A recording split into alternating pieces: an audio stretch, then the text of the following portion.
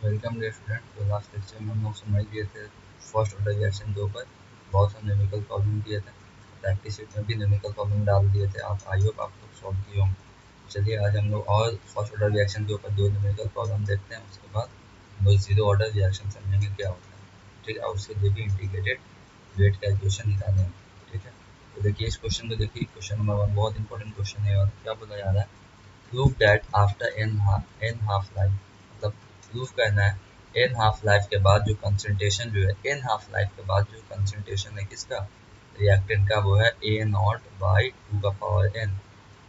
ठीक है, A naught by two का power N, where n is a number of half life, मतलब N half life के बाद जो कंसंट्रेशन है रिएक्टेंट का वो है ए नॉट बाई टू का पावर एन, है ना। जहाँ पे एन डिनोट कर रहा है नंबर ऑफ हाफ लाइफ। ठीक, ये डिनोट कर, ये प्रूफ करना है। और प्रूफ करना है that after N half life, N half life के बाद जो फ्रैक्शन ऑफ इनिशियल कंसंट्रेशन, जो इनिशियल कंसंट्रेशन का जो फ्रैक्शन अनडिकम्पोज जो बचेगा, मीन अनडिकम्पोज, वो 1/2 का पावर एन होता है। ये प्रूफ करना है। और प्रूफ ये करना है, proof that after N half life, N half life के बाद जो फ्रैक्शन ऑफ इनिशियल कंसंट्रेशन जो प्रोडक्ट में कन्वर्ट हो जा रहा है वह 2 का पावर एन माइनस 1/2 का power N, N denote the N number of half life को डिनोट कर रहा है। ये सब प्रूफ करना है। ठीक है, तो चलिए हम लोग एक एक करके सबको प्रूफ करते हैं। देखिए पहले समझना, prove that after N half life the concentration, मतलब एन हाफ लाइफ के बाद जो कंसंट्रेशन है रिएक्टेंट का वो होता है ए नॉट बाई टू का पावर है। यहाँ पे एन क्या, नंबर ऑफ हाफ लाइफ। ठीक है, तो देखिए इसके लिए पहले हम लोग समझते हैं एक हाफ लाइफ के बाद कंसंट्रेशन क्या होगा। सॉल्यूशन, सॉल्यूशन देखिए कंसंट्रेशन पहले तो हम लेट कर लेते हैं इनिशियल कंसंट्रेशन को A naught, let initial concentration, let initial concentration, initial concentration को हम लोग मान लेते हैं क्या है, वो है ए नॉट। ठीक है, मतलब जब टाइम जीरो था, क्यों, रिएक्टेंट का जो कंसंट्रेशन दिया था शुरुआत वाला आइकन, जब टी इक्वल टू जीरो था, जब रिएक्शन स्टार्टिंग हुआ था तब रिएक्टेंट का concentration T equal to zero पे जो था वो था ए नॉट। ठीक है, इनिशियल कंसंट्रेशन एकदम। ठीक है, तो कंसंट्रेशन जो है रिएक्टेंट का, लेट इनिशियल कंसंट्रेशन हम लोग मान लिए ए नॉट है। तो एक हाफ लाइफ के बाद कंसंट्रेशन क्या होगा, तो concentration A naught by to हो जाएगा, है ना। आधा पूरा कन्वर्ट हो, एक हाफ लाइफ के बाद एक हाफ लाइफ में पूरा रिएक्टिव का कंसंट्रेशन क्या होता है, आधा हो जाता है। तो concentration after one half life, यहाँ पे लिख सकते हैं concentration after one half life, one half life के बाद जो कंसंट्रेशन होगा वो क्या होगा, मतलब रिएक्टेंट का पूरा आधा हो जाएगा। जो कंसंट्रेशन जो दी थी रिएक्टेंट का इनिशियल कंसंट्रेशन, उसका आधा प्रोडक्ट में कन्वर्ट हो गया होगा। तो कंसंट्रेशन जो बचेगा वन हाफ लाइफ के बाद क्या होगा, A naught by two, A naught by two. ठीक है, उसी तरह से कंसंट्रेशन टू हाफ लाइफ के बाद क्या होगा, यहाँ पे देखिए concentration, concentration after two half life, two half life के बाद क्या कंसंट्रेशन होगा, तो क्या हो जाएगा ए नॉट बाई, इसका भी जो ए नॉट बाई टू है इसका भी दोगुना और कम हो जाएगा, A naught by two into two, है ना। जो था उसका भी आधा हो जाएगा, आधा का आधा हो जाएगा। ठीक है, उसके बाद फिर concentration after three half life क्या हो जाएगा, concentration, concentration after three half life क्या हो जाएगा, आधा के आधा का आधा हो जाएगा, मतलब A naught by two into two into two, इस तरह से चलता हुआ चलेगा।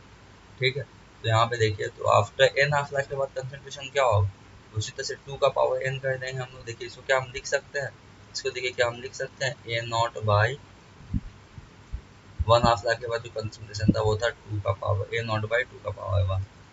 ठीक है, टू हाफ लाइफ के बाद जो कंसंट्रेशन था वो था ए नॉट बाई टू का power two, A naught by two का पावर टू, टू का पावर टू। तो थ्री हाफ लाइफ के बाद जो कंसंट्रेशन था इनिशियल कंसंट्रेशन रिएक्टेंट का वो था ए नॉट बाई 2 का पावर 3। तो देखिए इस तरह से इंक्रीज कर 1 2 3 पावर में। उसी तरह से concentration after N half life, N half life के बाद जो कंसंट्रेशन होगा वो क्या होगा, concentration concentration after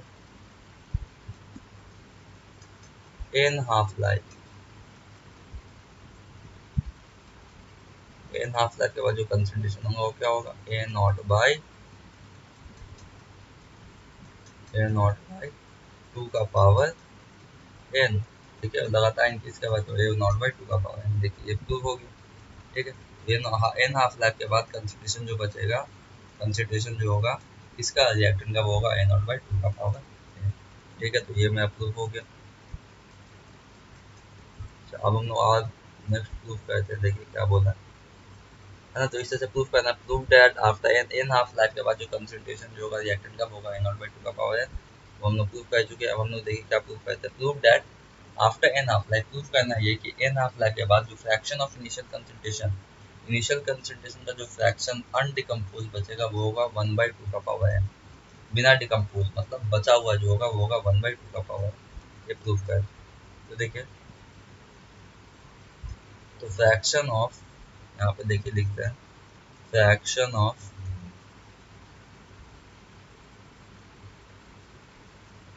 initial concentration, fraction of initial concentration remain after, fraction of initial concentration remain after n half life, n half life के बाद जो इनिशियल कंसंट्रेशन का जो फ्रैक्शन बचेगा वो क्या होगा। ठीक है, फ्रैक्शन में हम लोग क्या कहते हैं, लास्ट लेक्चर में हम लोग समझे थे कि टोटल इनिशियल कंसंट्रेशन कितना है ना। टोटल इनिशियल कंसंट्रेशन ए था, उसमें से कितना प्रोडक्ट में कन्वर्ट हो गया, ए माइनस एक्स, इस तरह से किए थे ना। उसी तरह से यहाँ पे देखिए, तो इनिशियल कंसंट्रेशन मेरा क्या है, इनिशियल कंसंट्रेशन क्या है, ए नॉट है, ए नॉट। और एन हाफ लाइफ के बाद, एन हाफ लाइफ के बाद कितना प्रोडक्ट में कन्वर्ट हो गया होगा, एन हाफ लाइफ के बाद कितना प्रोडक्ट, मतलब ए नॉट बाई 2 का पावर एन, है ना। ए नॉट बाई 2 का power N divided by A not, मतलब मेरा इनिशियल इतना था, एन हाफ लाइफ के बाद इतना जो होगा वो प्रोडक्ट में कन्वर्ट हो गया होगा, ए नॉट बाई 2 का पावर एन। ठीक है, इतना फ्रैक्शन। ठीक है, अब इसको जब हम सॉल्व कर लेंगे तो क्या होगा, ये वाला ए नॉट, ये वाला ए नॉट कट जाएगा तो कितना आ जाएगा, fraction of initial concentration remain after N half life, N half life के बाद कंसंट्रेशन जो बचेगा किसका, इनिशियल कंसंट्रेशन जो बचेगा रिएक्टेंट का एन हाफ लाइफ के बाद वो कितना बचेगा, 1 बाई 2 का पावर एन, 1 बाई 2 का पावर एन। ये भी आ गया, देखिए ये भी प्रूव हो गया। तीसरा जो है क्या प्रूव करना है, तीसरा यहाँ पे देखिए, ये तो मतलब इनिशियल कंसंट्रेशन इतना बचेगा। ठीक है, इतना fraction of initial concentration 1 by 2 का पावर एन, इतना ये बचेगा। तीसरा बोला है कि prove that after N half life के बाद जो फ्रैक्शन ऑफ इनिशियल कंसंट्रेशन जो प्रोडक्ट में कन्वर्ट हो जा रहा है वो है 2 का पावर एन माइनस 1 बाई 2 का पावर एन। ये प्रूव करें, 2 का पावर एन, ये वाला माइनस 1 इस तरह से होगा, इस तरह से नहीं, ये वाला माइनस 1 इस तरह, 2 का पावर एन माइनस 1 बाई 2 का पावर एन। ठीक है, ये प्रूफ करना है, 2 का पावर एन माइनस 1 बाई 2 का पावर एन। ठीक है, देखिए अभी हम लोग प्रूफ करते हैं। ठीक है, तो फ्रैक्शन ऑफ इनिशियल कंसंट्रेशन जो बचेगा एन हाफ लाइफ के बाद वो तो 1 बाई 2 का पावर एन बचेगा, इतना बचा है।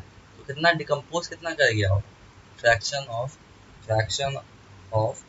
Decompose, fraction of initial concentration decompose after N half life, N half life के बाद इनिशियल कंसंट्रेशन जो है रिएक्टेंट का वो कितना डिकम्पोज कर गया होगा। तो देखिए उसको हम निकाल लेते हैं, क्या करेंगे, 1 से माइनस कर देंगे, आ जाएगा fraction of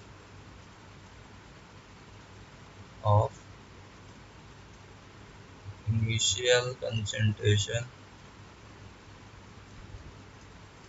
decompose after N half life N half life के बाद कितना fraction of initial concentration decompose कर गया होगा, प्रोडक्ट में कन्वर्ट हो गया, तो क्या होगा, 1 में से इसको माइनस कर देंगे, 1 माइनस 1/2 का पावर n, अब इसको सॉल्व कर लेंगे तो कितना आ जाएगा, 2 का पावर n माइनस 1/2 का पावर n। देखिए ये भी मेरा प्रूव हो गया, मतलब कितना बचेगा, कितना इनिशियल कंसंट्रेशन बचेगा एन हाफ लाइफ के बाद, 2 का पावर n माइनस 1/2 का पावर n। n क्या डिनोट करता है, नंबर ऑफ हाफ लाइफ, कितना हाफ लाइफ के बाद हम पता करना चाह रहे हैं इनिशियल कंसंट्रेशन कितना बचेगा, ठीक है। डिकम्पोज कितना डिकम्पोज होगा एन हाफ लाइफ के बाद, और कितना बचेगा वो तो 1/2 का पावर है, इससे हम लोग पता करेंगे। क्लियर है बात, ये 3 फॉर्मूला आ गया। अब इसी के ऊपर हम लोग एक क्वेश्चन न्यूमेरिकल प्रॉब्लम बनाते हैं। आई होप आपको क्लियर समझ में आ गया हो। चलिए तो अब हम लोग आगे समझते हैं, क्वेश्चन न्यूमेरिकल प्रॉब्लम समझते हैं।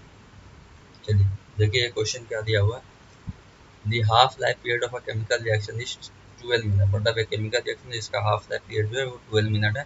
कैलकुलेट करना है what fraction of initial concentration remain unchanged after 60 minute, मतलब 60 मिनट के बाद इनिशियल कंसंट्रेशन कितना बचेगा, रिमेन होगा, रिमेन अनचेंज है ना, पूछा ना, इनिशियल कंसंट्रेशन कितना रिमेन अनचेंज होगा आफ्टर 60 मिनट, 60 मिनट के बाद इनिशियल कंसंट्रेशन कितना बचा होगा वो हम लोग को फाइंड कर लेना है। चलिए इसको फाइंड करते हैं, कितना फ्रैक्शन में है ना, फ्रैक्शन में है ना, फ्रैक्शन में पूछा गया, फॉर्मूला लगाते हैं हम लोग, सॉल्व कर लेते हैं जो अभी हम लोग प्रूफ किए थे, ठीक है। तो देखिए यहाँ पे क्या क्या डेटा दिया हुआ है उसको लिख लेना है, और यहाँ पे रुकिए इससे पहले एक और फॉर्मूला लिख लेना है, जैसे कि एक रिएक्शन को कंप्लीट, एक रिएक्शन अपना कंप्लीट होने में टी टाइम ले रहा है, ठीक है, टी टाइम लग रहा है उसको कंप्लीट होने में, तो उसके अंदर कितना नंबर ऑफ हाफ लाइफ होगा, तो यहाँ पे लिख लेते हैं नंबर ऑफ हाफ लाइफ कितना होगा उसके अंदर, है ना। तो नंबर ऑफ हाफ लाइफ जो होगा मतलब टोटल टाइम, टोटल टाइम कितना ले रहा है reaction, total time by T half, half life period कितना है केमिकल रिएक्शन को, उसे डिवाइड करेंगे तो नंबर ऑफ हाफ लाइफ कितना लगेगा वो पता कर लेंगे हम लोग, नंबर ऑफ हाफ लाइफ, ये भी फॉर्मूला आ जाएगा एक, नंबर ऑफ हाफ लाइफ किस तरह से निकाल सकते हैं, और हम नंबर ऑफ हाफ लाइफ मतलब एक रिएक्शन कितना टाइम ले रहा है भाई उसका हाफ लाइफ पीरियड कितना है, उसे डिवाइड कर देंगे तो पता चल जाएगा कितना हाफ लाइफ है इस केमिकल रिएक्शन। सपोज कीजिए एक केमिकल रिएक्शन टोटल 60 मिनट ले रहा है, ठीक है, टोटल 60 मिनट लग रहा है उसका, कुछ रिएक्टेंट जो है वो प्रोडक्ट में कन्वर्ट हो गया, ये ज़रूरी नहीं है कि टोटल टाइम पे ही बताना होगा, ठीक है, कितना हाफ लाइफ लगा है, हो सकता है वो 60% कम्प्लीट होने के बाद क्वेश्चन ने पूछ सकता है, 40% कम्प्लीट होने के बाद, इस तरह से भी क्वेश्चन पूछ सकता है, मतलब 40% सपोज कीजिए 40% रिएक्शन को कम्प्लीट होने में लग रहा है टाइम 40 मिनट, 40 मिनट लग रहा है, ठीक है, 40% केमिकल रिएक्शन को कंप्लीट होने में टाइम 40 मिनट लग रहा है, और इसका जो हाफ लाइफ पीरियड है इस रिएक्शन के लिए, हाफ लाइफ पीरियड जो है वो दिया हुआ है 10 मिनट, तो हमको फाइंड करना है कितना हाफ लाइफ पीरियड इसके अंदर हो सकता है।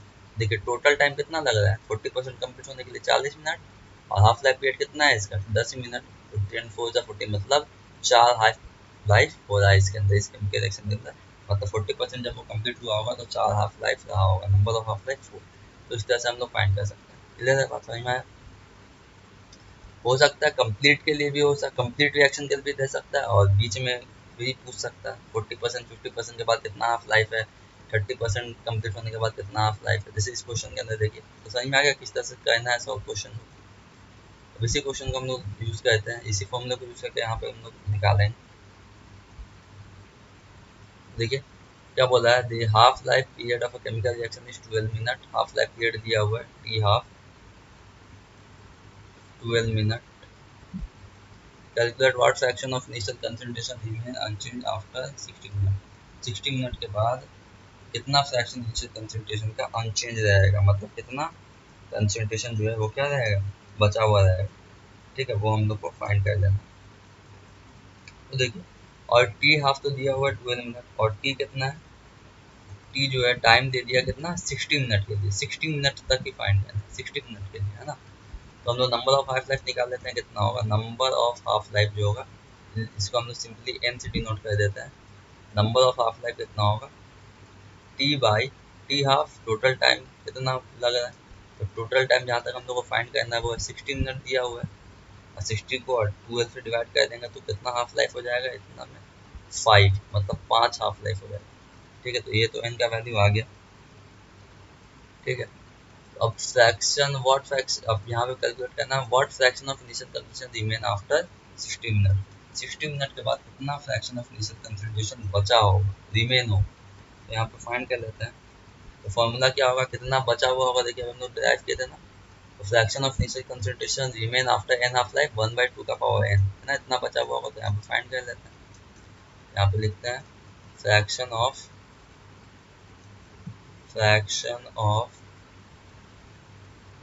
initial concentration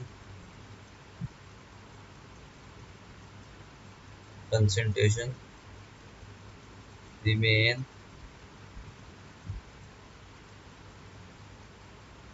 fraction of initial concentration remain unchanged। कितना होगा वो, तो 1/2 का पावर एन जनरल फॉर्मूला होता है ना। तो 1 बाई, वहाँ पे एन क्या डिनोट कर रहा है, number of half life.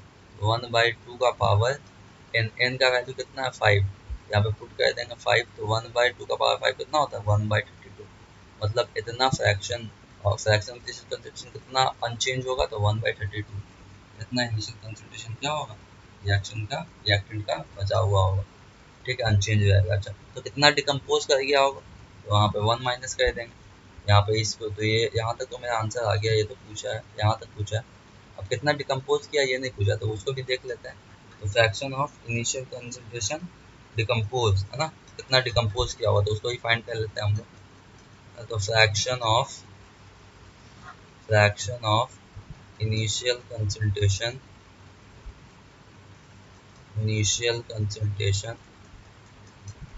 Decompose, कितना डिकम्पोज किया इनिशियल कंसंट्रेशन, तो 1 का पावर 1/2 का पावर एन होता है। तो यहाँ पे 1/2 का पावर एन का वैल्यू पता करेंगे हम लोग, 1/32 पुट कर देंगे। अब सॉल्व कर देंगे, कितना आ जाएगा, यहाँ पे आ जाएगा एलसीएम 32, यहाँ पे आएगा 32 माइनस 1 मतलब 31/32। इतना बचा हुआ होगा, इतना डिकम्पोज कर गया 31/32। इतना फ्रैक्शन जो है इनिशियल कंसंट्रेशन का वो डिकम्पोज कर गया होगा आफ्टर कितना 5 हाफ लाइफ के बाद, मतलब 60 मिनट के बाद। क्लियर है बात यहाँ तक, आफ्टर 60 मिनट। ठीक है, तो इस तरह से इस क्वेश्चन को सॉल्व करना है। आई होप आपको यहाँ तक समझ में आ गया। चलिए अब हम लोग जीरो ऑर्डर रिएक्शन समझते हैं। इसके ऊपर न्यूमेरिकल प्रॉब्लम हम प्रैक्टिस शीट के अंदर डाल देंगे, आप लोग सॉल्व कर लीजिएगा। ठीक है, तो हम लोग जीरो ऑर्डर रिएक्शन समझते हैं। ठीक है, जीरो ऑर्डर रिएक्शन को समझने से पहले केमिकल प्रॉपर्टी समझ लेते हैं। फर्स्ट ऑर्डर काइनेटिक्स का क्या केमिकल प्रॉपर्टीज है उसको जान लेते हैं। ठीक है, तो क्या है chemical properties first order reaction का। सपोज के पहला ले लेते हैं हम लोग फर्स्ट,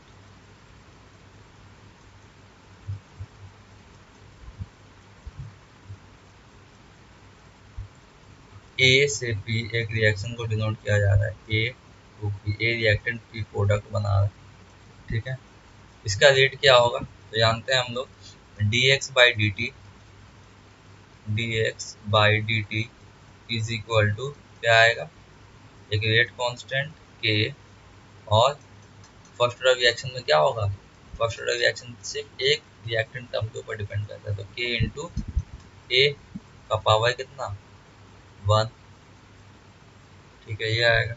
अच्छा, तो हम लोग क्या कहते हैं, वेट कांस्टेंट का पहले निकाल देते हैं। वेट कांस्टेंट का यूनिट क्या होता है, यहाँ पे देखिए तो k इज इक्वल टू क्या आ सकता है, k इज इक्वल टू हम निकालेंगे तो क्या आएगा dx/dt बाई ए आएगा। हाँ कि ना, ठीक है, यहाँ तक समझ में आ गया। अच्छा, अब यहाँ देखिए ये जो वेट ऑफ द रिएक्शन है इसका यूनिट क्या होता है, वेट ऑफ द रिएक्शन का यूनिट क्या होता है dx/dt। तो dx क्या है, एक स्मॉल dt क्या है, स्मॉल टाइम dt में dx क्या है, कितना रिएक्टेंट, dx कितना मोल पर लीटर एक स्मॉल टाइम dt में कन्वर्ट हो गया प्रोडक्ट, है ना। dx मतलब कितना रिएक्टेंट, dx रिएक्टेंट क्या हुआ है प्रोडक्ट में कन्वर्ट हो गया dt टाइम के अंदर। ठीक है, तो बस dx मतलब रिएक्टेंट का कंसंट्रेशन किस में होगा, मोल पर लीटर में, और टाइम का किस में होगा सेकंड, तो मोल पर लीटर क्या होगा पर सेकंड। ठीक है, तो यहाँ पे क्या आ जाएगा मोल पर लीटर पर सेकंड, मोल पर लीटर पर सेकंड। तो यहाँ पे लिख देते हैं dx/dt का यूनिट क्या हो गया मोल पर लीटर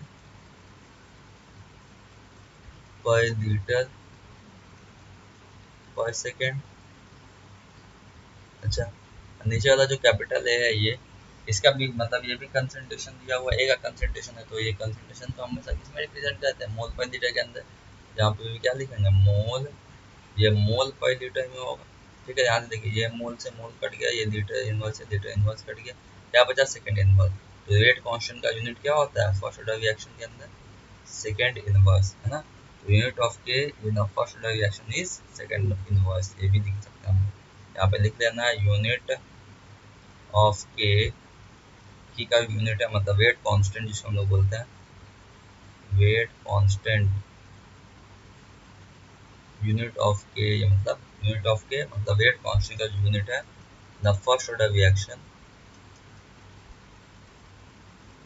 फर्स्ट ऑर्डर रिएक्शन को क्या दिया हुआ है, इज सेकंड इनवर्स। क्लियर है बात। चलिए अब दूसरा प्रॉपर्टी समझते हैं। देखिए दूसरा प्रॉपर्टीज है dx बाई dt, जैसे कि हम देखें क्या dx बाई dt जो है वो क्या है, डायरेक्टली प्रोपोर्शनल टू क्या है, dx by dt, rate of reaction जो है फर्स्ट ऑर्डर रिएक्शन के लिए डायरेक्टली प्रोपोर्शनल टू क्या है, a के, dx by dt is equal to k a। ठीक है, अब देखिए हम रेट ऑफ रिएक्शन और कंसंट्रेशन के बीच में क्या करेंगे, कंसंट्रेशन के बीच में हम क्या कहते हैं, ग्राफ बनाते हैं। ठीक है, अच्छा ये वाला जो ए है वो कब का ए है, मतलब ये जो ए का जो कंसंट्रेशन है कब का है, ये कुछ टाइम टी गुजरने के बाद का, मतलब देखा जाए तो ये एक तरह से ए माइनस एक्स, बोलते हैं जब T is equal to T है, जैसे ए से पी था एक रिएक्शन को डिनोट किया जा रहा है, जब टी इक्वल टू जीरो है तो ए का कंसंट्रेशन ए है, पी अभी कुछ नहीं बना है, जब T is equal to T होगा तो ए में से कुछ एक्स मोल डिक्रीज कर जाएगा, उतना एक्स मोल प्रोडक्ट वन मोल पर लीटर एक्स प्रोडक्ट बन गया होगा। ठीक है, तो ये ए माइनस एक्स है, तो D X by D T क्या हो गया था, फर्स्ट ऑर्डर रिएक्शन हम लोग प्रूव कर रहे थे तो क्या आया था, के ए माइनस एक्स। इस ए माइनस एक्स को हम लोग किसे डिनोट कर रहे हैं, के से डिनोट कर रहे हैं। ठीक है, D X by D T equal to K into, ठीक है, क्लियर है बात यहाँ तक। तो अब देखिए D X by D T is equal to कितना है, के इंटू ए। ठीक है, अब इसके बीच में हम लोग ग्राफ बनाते हैं, concentration of rate of the reaction, इन दोनों के बीच में ग्राफ बनाएंगे। तो देखिए इसको D X by D T rate of the reaction है, इसको मान लेते हैं क्या, ये वाई है। ठीक है, वाई एक्सिस में इसको प्लॉट करना है, ये के कांस्टेंट है, ए को क्या मान लेते हैं, एक्स मान लेते हैं। ये वाला किसका आ गया, एक स्ट्रेट लाइन का इक्वेशन आ गया जो ओरिजिन से पास कर रहा है ना। अगर आप लोग मैथ्स पढ़ेंगे स्ट्रेट लाइन तो पता होगा, है ना। ये क्या है, एक स्ट्रेट लाइन का इक्वेशन है जो ओरिजिन से पास कर रहा है। तो क्या होगा यहाँ पे देखिए, इसका ग्राफ ड्रॉ कर लेते हैं हम लोग।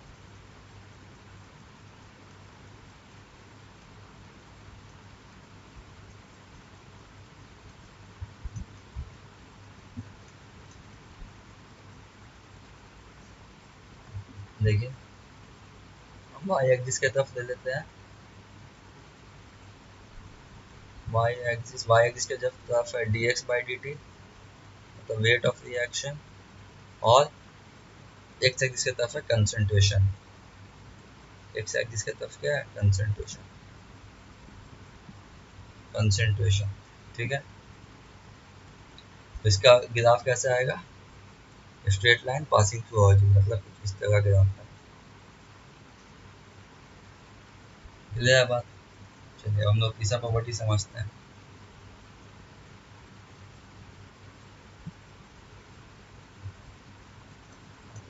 ठीक है, अब तीसरा प्रॉपर्टी देखिए क्या बोला जा रहा है। तीसरा प्रॉपर्टी देखिएगा ये थोड़ा अच्छे से, T is equal to, T का जो फॉर्मूला है मतलब एक कितने टाइम में ए माइनस एक्स मोल जो प्रोडक्ट में कन्वर्ट, कितना मोल प्रोडक्ट में कन्वर्ट हो गया होगा, मतलब टी टाइम में जो कितना होता है, तो टी इज इक्वल टू क्या फॉर्मूला होता है, 2.303 by K log A by A minus x, इसका बेस क्या है 10। ठीक है, तो अब देखिए इसको हम क्या लिख सकते हैं, 2.303 बाई के,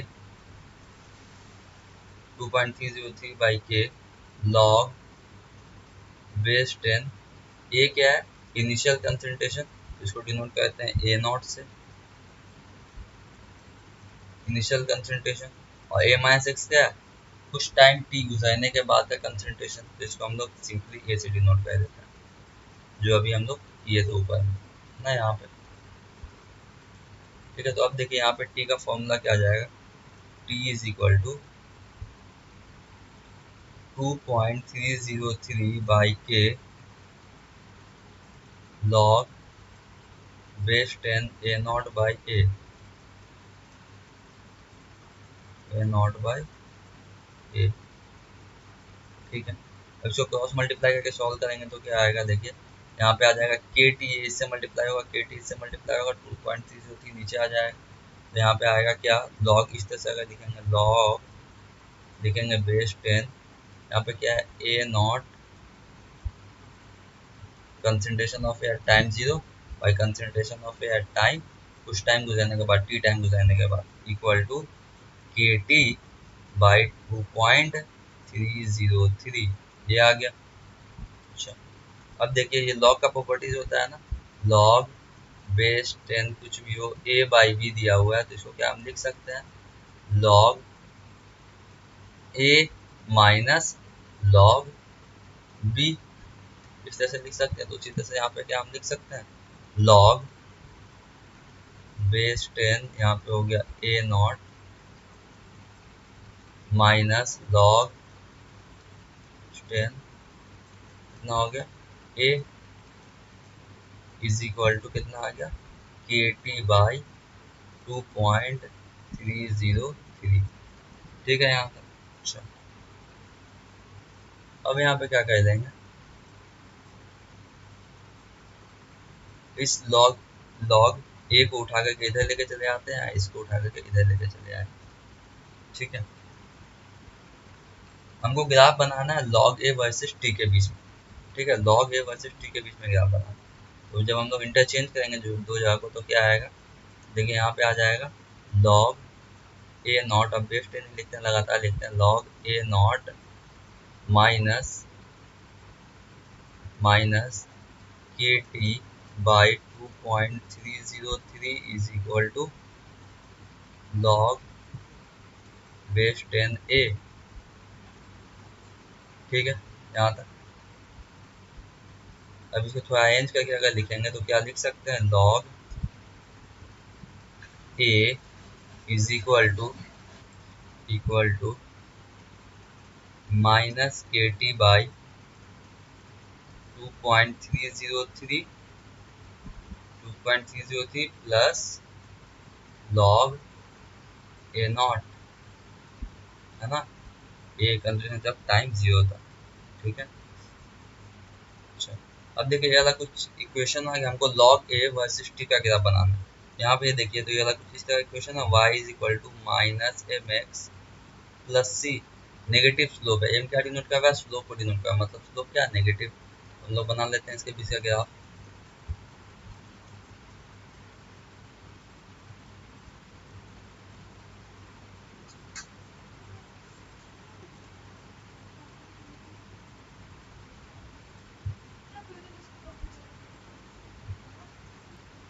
देखिए तो यहाँ पे स्लोप क्या होगा, इसका नेगेटिव हो जाएगा, तो यहाँ पे मेरा ग्राफ बन जाएगा कुछ इस तरह से।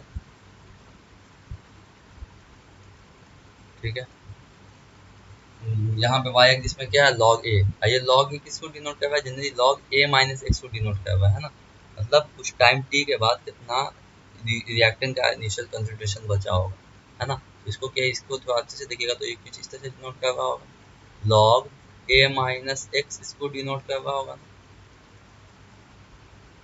मतलब कुछ टी टाइम गुजरने के बाद रिएक्टेंट में कितना कंसंट्रेशन बचा होगा उसको डिनोट कर रहे हैं। यहाँ पे हम क्या, तो इसको हम लोग log a से जनरली डिनोट कर रहे हैं यहाँ पे, तो यहाँ पे क्या है log a, इसी को डिनोट कर रहा है। ठीक है, जनरली ये a माइनस एक्स। ठीक है, तो सिर्फ a से डिनोट कर रहा है, मतलब इनिशियल कंसंट्रेशन कितना बचा होगा टी टाइम के बाद, वही है बात। ठीक है, ये y एक्सिस में इधर टाइम t को डिनोट किया जा रहा है, टाइम।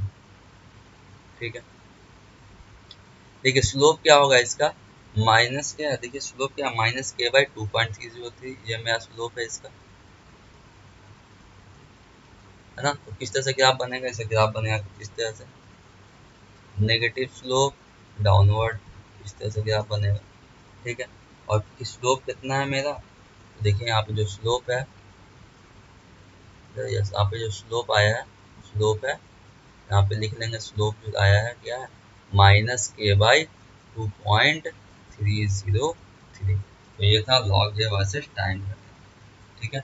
यहाँ पे तो हम लोग क्या बनाए थे, तो लॉग ए वर्सेस टाइम का ग्राफ है। यहाँ पे बनाए थे rate of the reaction versus A का, मतलब कुछ टाइम टी गुजरने के बाद का कंसंट्रेशन, उसका ग्राफ बनाया था, ठीक है। यहाँ तक समझ में आ गया। हम लोग चौथा प्रॉपर्टीज देखते हैं, देखिए। और फोर्थ नंबर कैरेक्टरिस्टिक क्या बोलता है उसको समझते हैं।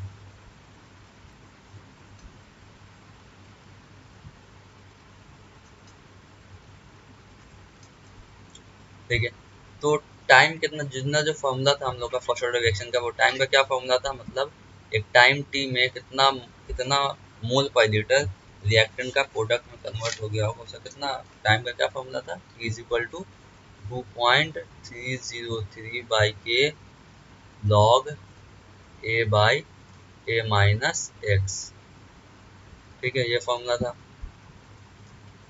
अब देखिए, जैसे कि एज x टेंस टू, अगर मेरा x, ठीक है, जो क्या हो रहा है, प्रोडक्ट में कन्वर्ट हो रहा है, x टेंस टू, अगर x जो है वो a के तरफ टेंस कर जाएगा, गिर जाएगा, मतलब जो मेरा रिएक्टेंट जो है वो लगभग पूरा प्रोडक्ट में अब कन्वर्ट होने वाला होगा, मतलब x जो है वो टेंस किसके तरफ गिर जाएगा, a के तरफ, ठीक है।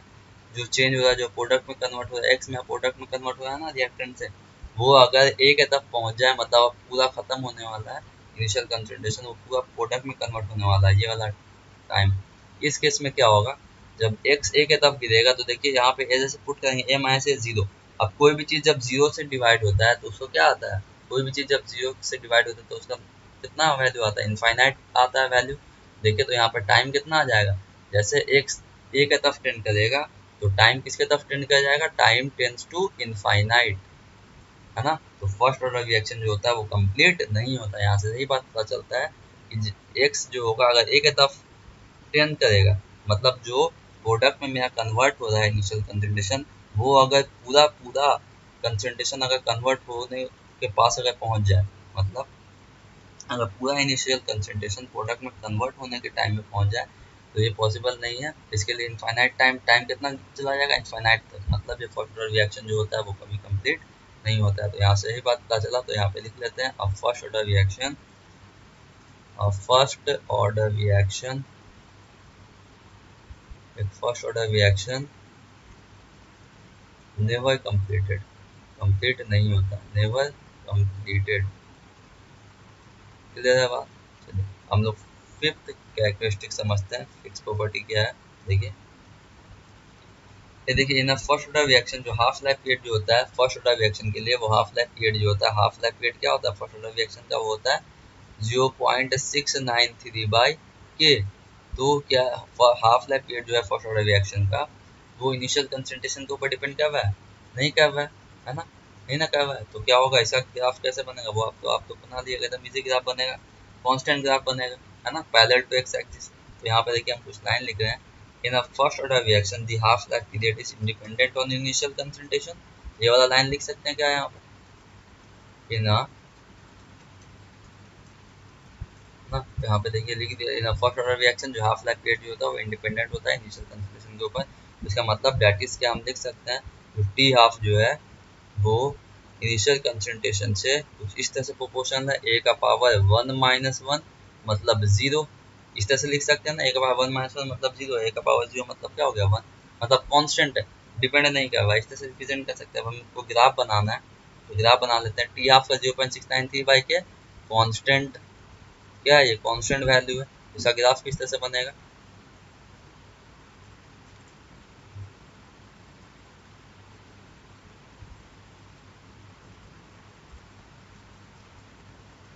देखिए।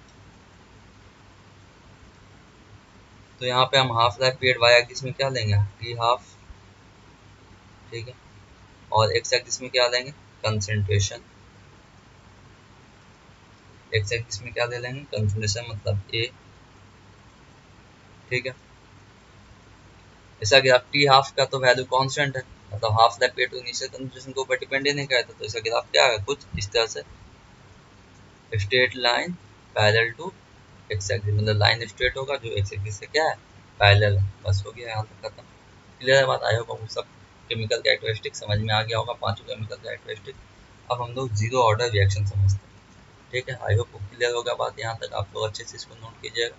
हम लोग आगे समझते हैं जीरो ऑर्डर रिएक्शन क्या होता है।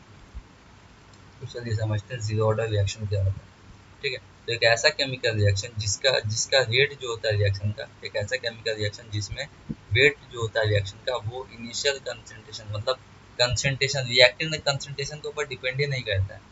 ठीक है, एक ऐसा केमिकल रिएक्शन जिसमें रिएक्शन का रेट जो होता है वो कंसंट्रेशन जो होता है रिएक्टेंट का, रिएक्टेंट के कंसंट्रेशन के ऊपर इंडिपेंडेंट होता है, डिपेंड नहीं करता है। वैसे रिएक्शन को हम लोग क्या बोलते हैं, जीरो ऑर्डर रिएक्शन।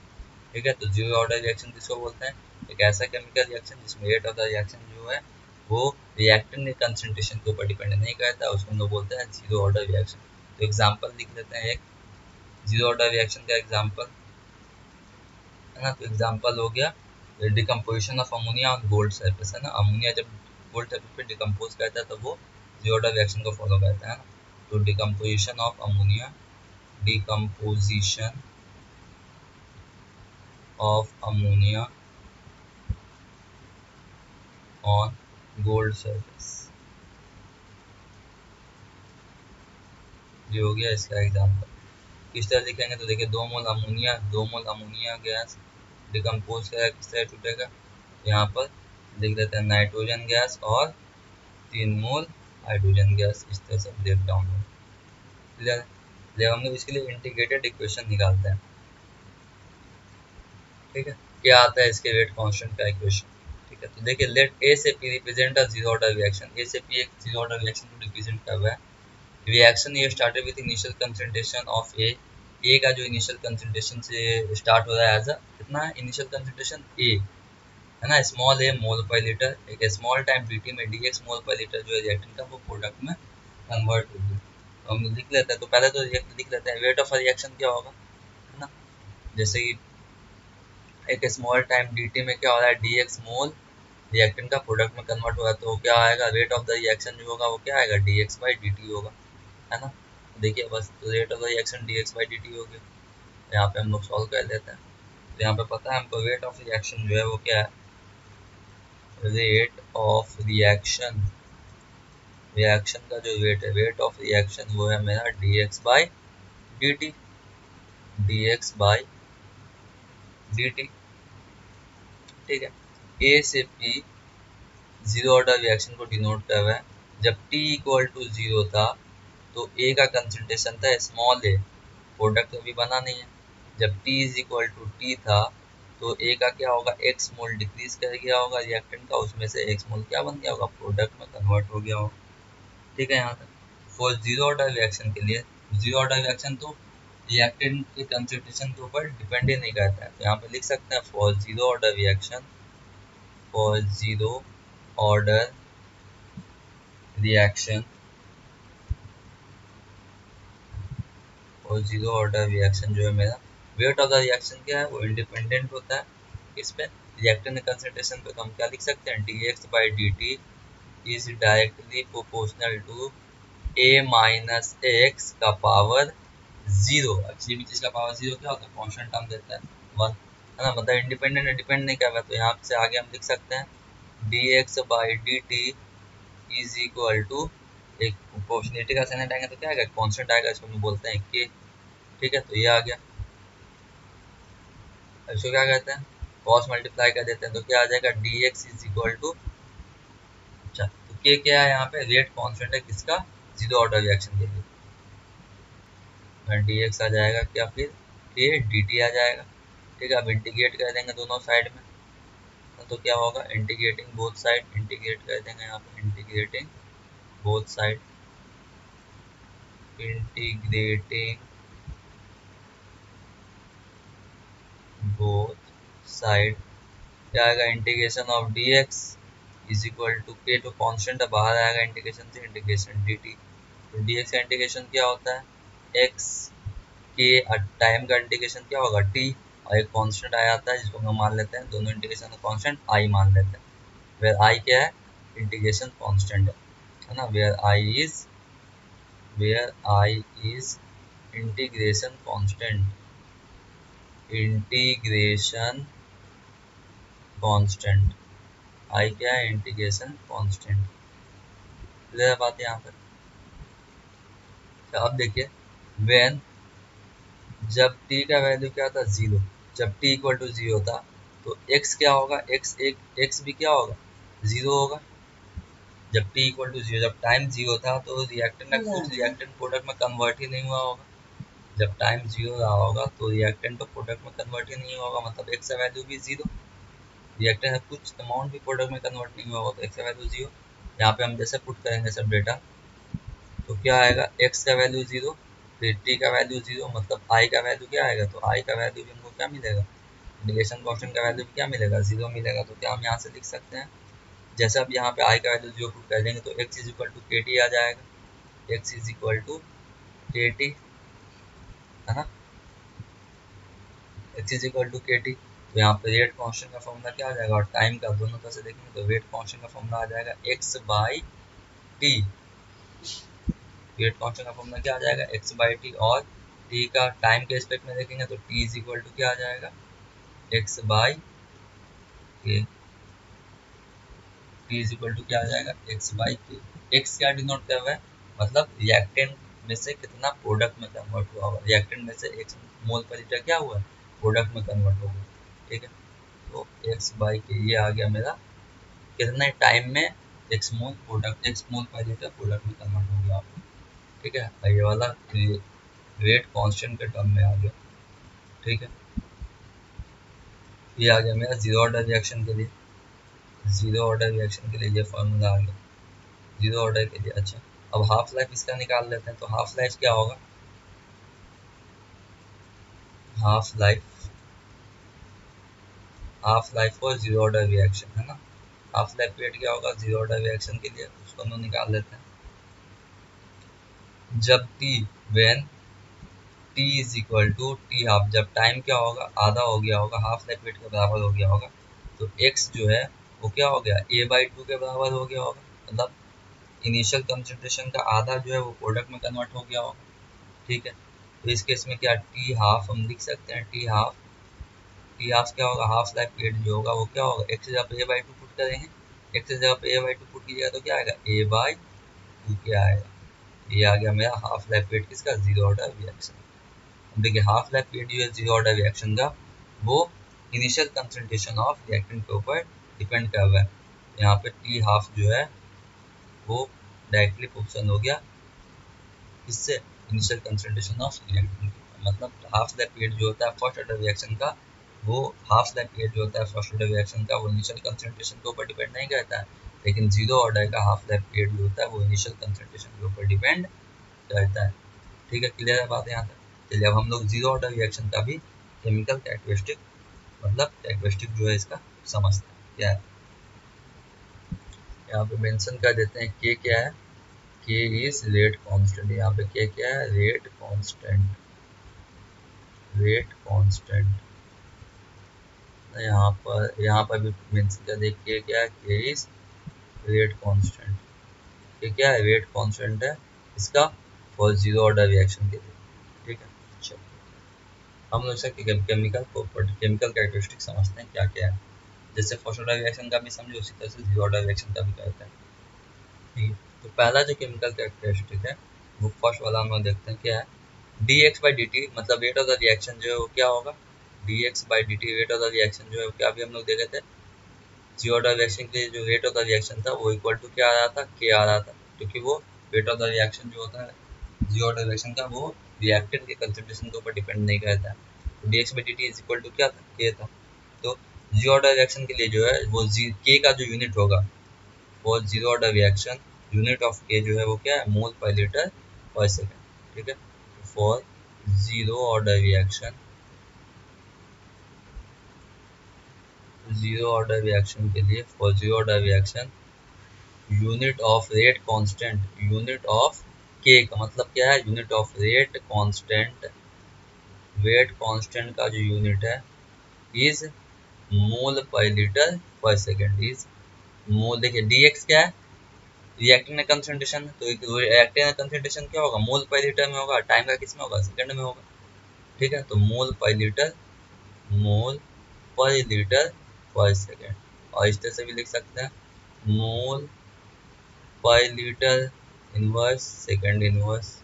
ठीक है, तो ये पहला प्रॉपर्टीज था, केमिकल कैरेक्टरिस्टिक था, पहला कैरेक्टरिस्टिक। दूसरा देखिए क्या है, अब देखिए जैसे कि अब इसमें ग्राफ बनाना हुआ हमको कंसंट्रेशन और रेट ऑफ द रिएक्शन इसके बीच में, तो हम बोल सकते हैं dx by D T is equal to क्या, के ए का पावर जो होगा वो क्या होगा, जीरो, क्योंकि उसके ऊपर तो डिपेंड ही नहीं कर रहा है, लेकिन जबरदस्ती का हमको बनाना है कंसंट्रेशन और रेट ऑफ द रिएक्शन के बीच का ग्राफ। ठीक है, तो dx बाई डी टी को हम लोग वाई एक्सिस के अलॉन्ग प्लॉट करेंगे रेट ऑफ द रिएक्शन को, और ये कांस्टेंट है, और ए को जो है वो एक्स एक्सिस की तरफ प्लॉट करेंगे। अच्छा, ए कौन सा कंसंट्रेशन है, मतलब कुछ टाइम टी गुजर जाने के बाद, मतलब ये वाला ए वही होगा टी टाइम, मतलब ए माइनस एक्स कंसंट्रेशन है ना, याद आ रहा है कुछ, और उसी के ऊपर काम बात करना है। ठीक है, ये इनिशियल कंसंट्रेशन ए डिनोट नहीं कर रहा है, कुछ टाइम टी गुजर जाने के बाद वाला कंसंट्रेशन वो डिनोट कर रहा है, मतलब ए माइनस एक्स को डिनोट कर रहा है। ठीक है, अच्छा चलिए, तो y इज इक्वल टू क्या आ गया, y इज इक्वल टू के एक्स। अब इसका ग्राफ बना लेते हैं हम लोग, y is equal to K into x. ठीक है, अब यहाँ से तो समझना है, अब मतलब मेरा तो रिएक्टेंट का जो कंसंट्रेशन है वो तो जीरो ऑर्डर के लिए रिएक्टेंट के ऊपर तो rate of the reaction depend ही नहीं करता है। तो अब देखिए, हम x को कितना भी इंक्रीज डिक्रीज कर लें, कंसंट्रेशन को कितना भी बढ़ा घटा लें, लेकिन मेरा y का वैल्यू चेंज नहीं होगा। रेट ऑफ द रिएक्शन का जो रेट है जीरो ऑर्डर रिएक्शन के लिए, वो रिएक्टेंट के कंसंट्रेशन के ऊपर डिपेंड ही नहीं करता। तो हम कंसंट्रेशन को कितना भी बढ़ा घटा करेंगे, लेकिन मेरा रेट ऑफ द रिएक्शन जो होगा वो फिक्स रहेगा, कॉन्स्टेंट रहेगा। ठीक है, तो इस केस में कैसा ग्राफ बनेगा, कांस्टेंट बनेगा ग्राफ, मतलब dx और dt का ग्राफ क्या बनेगा, कुछ इस तरह से बनेगा, पैरेलल टू x एक्सिस।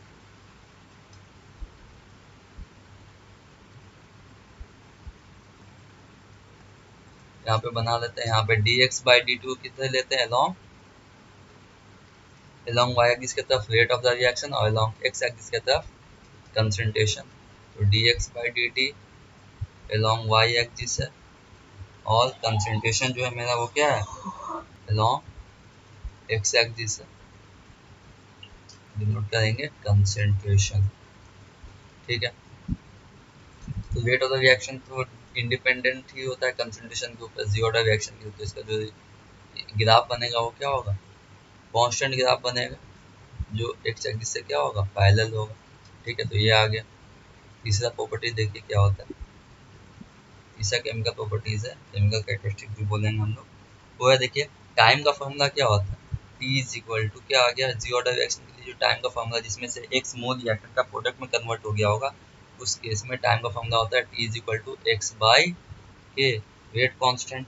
ठीक, ये वाला x को क्या हम इस तरह से देखिए, अगर लिखना चाहें तो क्या हम इस तरह से लिख सकते हैं, a minus x divided by के। अब देखिए ये वाला ये वाला माइनस कट जाएगा, ये माइनस माइनस प्लस एक्स फिर से वही आ जाएगा। अब a क्या था, इनिशियल कंसंट्रेशन था जब टाइम क्या था, जीरो था, तो क्या हम लिख सकते हैं, हम इसको अच्छे से देखिए, t is equal to initial concentration था a का, जब टाइम क्या था, जीरो था, ए माइनस एक्स क्या था, कंसंट्रेशन था रिएक्टेंट का, रिएक्टेंट का कंसंट्रेशन था, ये वाला ए स्मॉल है जो है रिएक्टेंट का कंसंट्रेशन था जब टाइम जीरो था, ए माइनस एक्स ये भी रिएक्टेंट का ही कंसंट्रेशन है जब टाइम कुछ रहा होगा, टी टाइम रहा होगा, इसको सिर्फ ए से डिनोट कर देते हैं, डिवाइडेड बाई के। ठीक है, ठीक है, तो हमको ए और टी के बीच में ग्राफ बनाना है यहाँ। ठीक है, तो यहाँ पे आप देखिए, यहाँ पे क्रॉस मल्टीप्लाई करेंगे तो के टी यहाँ पे क्या आ जाएगा, तो k t is equal to a zero a not, मतलब क्या कंसंट्रेशन जब टाइम जीरो, ए का कंसंट्रेशन जब टाइम जीरो है, माइनस ए का कंसंट्रेशन जब टाइम कुछ था, टी टाइम पे था। ठीक है, तो यहाँ पे और क्या, अब इसको ग्राफ को अब इसको अरेंज कर लेंगे हम लोग, आगे पीछे करेंगे तो ए को उठा के इधर ले आएंगे, इस के टी को उठा करके इधर लेके चले आएंगे, तो डायरेक्ट लिखते हैं हम लोग, क्या आएगा, A is equal to minus K T plus A not, मतलब concentration of A at T equal to zero. अब यहाँ पे देखिए ये भी स्टेट लाइन का इक्वेशन आ गया ना, y is equal to minus M X plus C, मतलब इसका भी ग्राफ बना के देख लेते हैं हम लोग। इसका ग्राफ क्या आएगा, कुछ इस तरह से आएगा।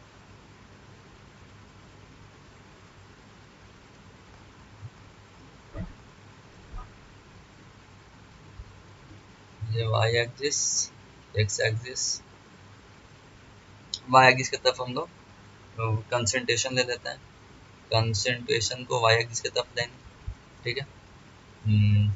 इसको ए से डिनोट कर देते हैं, ये वाला ए कैपिटल है, ठीक। कंसंट्रेशन और एक्स एक्सिस में क्या है, टाइम, टाइम ले लेते हैं, एक्स एक्सिस में टी है, ठीक है। अब नेगेटिव स्लोप बन रहा है ना इसका, माइनस नेगेटिव स्लोप है, मतलब कैसा बनेगा ग्राफ, इस तरह से ग्राफ बनेगा, ठीक है। स्लोप क्या हो गया इसका, तो स्लोप हो गया माइनस के, स्लोप क्या हो गया, स्लोप हो गया माइनस के, क्लियर है बात। तो ये था तीसरा कैरेक्टरिस्टिक, हम लोग आगे समझते हैं फोर्थ, 4 नंबर लास्ट कैरेक्टरिस्टिक समझते हैं क्या है। अब देखिए जो हाफ लाइफ पीरियड होता है जीरो ऑर्डर रिएक्शन का, वो कंसंट्रेशन के ऊपर डिपेंड करता है। तो हाफ लाइफ पीरियड क्या आया था जीरो ऑर्डर रिएक्शन के लिए, ए बाई टू के आया था ना, जहाँ पे ए क्या है, इनिशियल कंसंट्रेशन ऑफ रिएक्टेंट। यहाँ पे हम लिख सकते हैं टी हाफ जो है वो डायरेक्टली प्रोपोर्शनल है ए के इनिशियल कंसंट्रेशन के, ठीक है। अब देखिए तो क्या यहाँ पे अगर हम लिखेंगे इसको अच्छे से, तो हम वाई एक्सिस, वाई और एक्स एक्सिस में इसका ग्राफ प्लॉट कर लेते हैं। तो एक टी हाफ जो हाफ लाइफ पीरियड है उसको वाई मान लेते हैं वाई एक्सिस की तरफ, और 1/2 के, ये तो क्या है कांस्टेंट टर्म है, तो 1/2 के, तो इसको हम लोग ए को हम लोग एक्स मान लेते हैं बाई टू के, 1/2 के कांस्टेंट है, तो इसके बीच में ग्राफ बनाएंगे तो क्या आएगा ग्राफ, देखिए स्ट्रेट लाइन आएगा कुछ, और ओरिजिन से पास करेगा वो,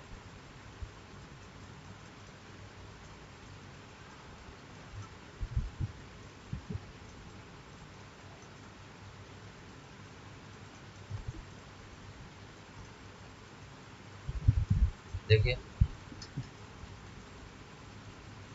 ठीक है। तो वाई एक्सिस में क्या प्लॉट कर दिया, T half, half life period, और एक्स एक्सिस में क्या प्लॉट कर दिए, ए मतलब concentration, initial concentration, x axis में प्लॉट कर दी, ठीक है।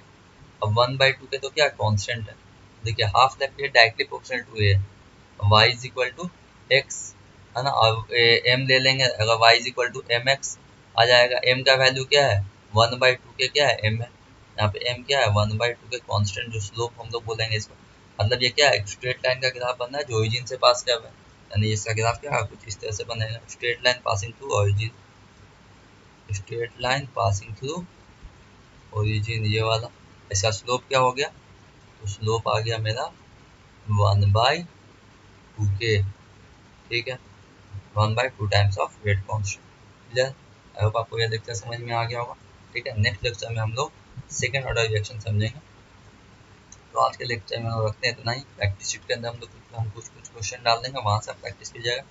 यहाँ से छोटा छोटा बात बहुत इंपॉर्टेंट है, जैसे कि यहाँ से जीरो ऑर्डर रिएक्शन के लिए वेट कांस्टेंट का क्या यूनिट होता है, फर्स्ट ऑर्डर रिएक्शन के लिए वेट कांस्टेंट का क्या यूनिट होता है, ग्राफ बनाने के लिए दे सकता है 1 मार्क्स के अंदर, वही शॉर्ट, क्योंकि 2021 में वही शॉर्ट क्वेश्चन भी आ रहा है, ठीक है। रखते हैं यहाँ तक, नेक्स्ट लेक्चर में हम लोग सेकेंड ऑर्डर रिएक्शन को स्टार्ट करेंगे।